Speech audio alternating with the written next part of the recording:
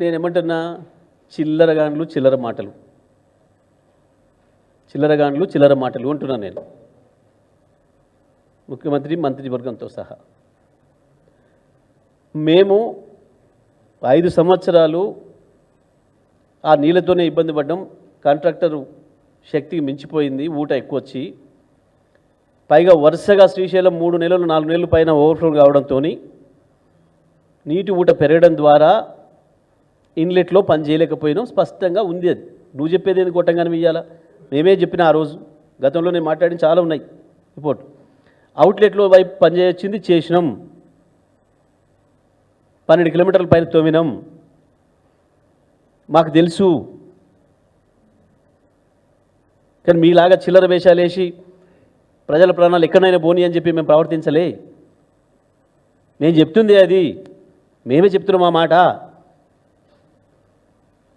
పరిస్థితులు అనుకూలించలేదు, చేయలేకపోయినామనే మాట.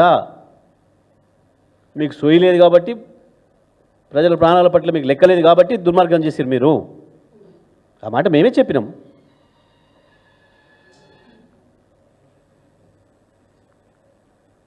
ప్రమాదం దానివల్లనే వచ్చిందనే కదా మేము చెప్తుంది. నువ్వు చెప్పేది ఏంది?